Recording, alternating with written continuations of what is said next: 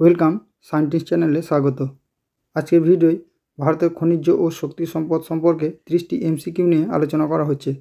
আজকে প্রথম প্রশ্ন, কোনটি সাদা কয়লা নামে পরিচিত? কোনটি সাদা কয়লা নামে পরিচিত?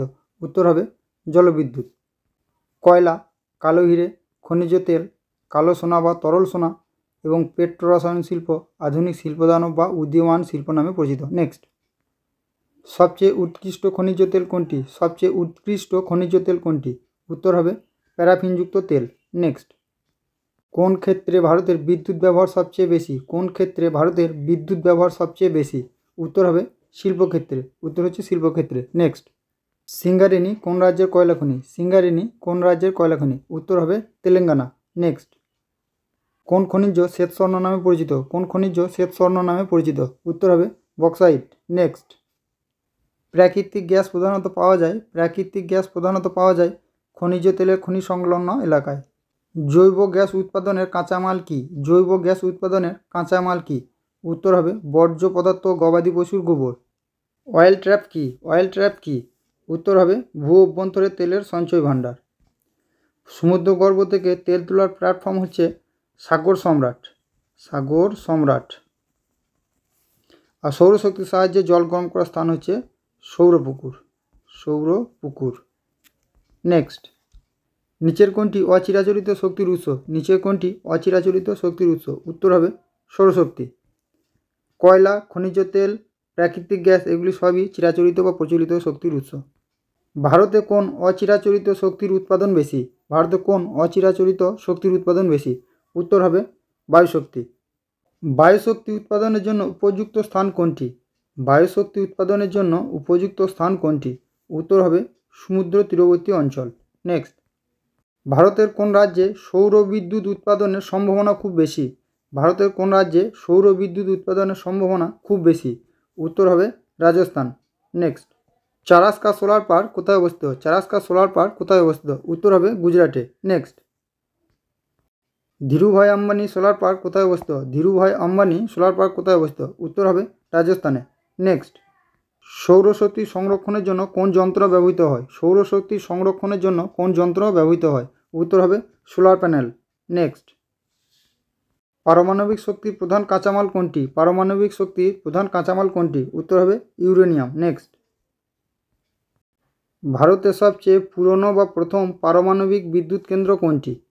ভারতের প্রথম পারমাণবিক বিদ্যুৎ কেন্দ্র হচ্ছে মহারাষ্ট্রের তারাপুর। কোদানকুলাম, কালপক্কম এ দুটি তামিলনাড়ুর পারমাণবিক কেন্দ্র এবং কাকরাপার হচ্ছে গুজরাটের পারমাণবিক বিদ্যুৎ কেন্দ্র। নেক্সট, পৃথিবীর ভয়াবহ পারমাণবিক বিদ্যুৎ কেন্দ্রের দুর্ঘটনা কোনটি? পৃথিবীর ভয়াবহ পারমাণবিক বিদ্যুৎ কেন্দ্রের দুর্ঘটনা হলো ইউক্রেনের চেরনোবিল পারমাণবিক কেন্দ্রের দুর্ঘটনা। জাপানের ফুকুশিমা দাইচি ও যুক্তরাষ্ট্রের 3 মাইল আইল্যান্ড এই দুই পারমাণবিক বিদ্যুৎ কেন্দ্রেও দুর্ঘটনা ঘটেছিল। নেক্সট, ভারতের বৃহত্তম পারমাণবিক বিদ্যুৎ কেন্দ্র কোনটি? ভারতের বৃহত্তম পারমাণবিক বিদ্যুৎ কেন্দ্র হল তামিলনাড়ুর কোদানকুলাম। রাওয়াত ভাতা রাজস্থানের, কৈগা কর্ণাটকের, কালপক্কম তামিলনাড়ুর পারমাণবিক বিদ্যুৎ কেন্দ্র। নেক্সট, ভারতের বৃহত্তম তাপবিদ্যুৎ কেন্দ্র কোনটি? ভারতের বৃহত্তম তাপবিদ্যুৎ কেন্দ্র কোনটি? উত্তর হবে মধ্যপ্রদেশের বিন্ধ্যাচল। এছাড়া পাত্রাতু ঝাড়খণ্ডের, কাওয়াস গুজরাটের এবং কর্ণাটকে এলাহাঙ্কা ভারতের বৃহত্তম গ্যাস ভিত্তিক তাপবিদ্যুৎ কেন্দ্র।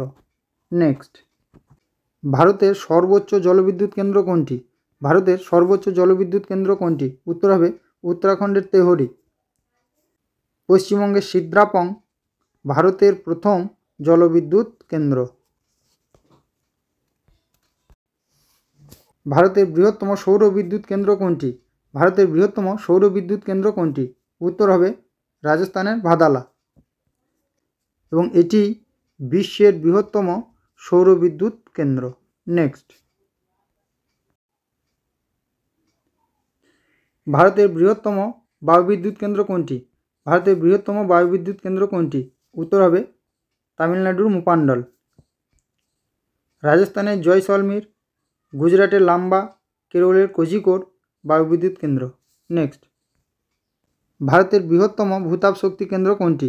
ভারতের বৃহত্তম ভূতাপ শক্তি কেন্দ্র কোনটি? উত্তর হবে ছত্তিশগড়ের তাতাপানি। খাম্মাম ভারতের প্রথম ভূতাপশক্তি কেন্দ্র।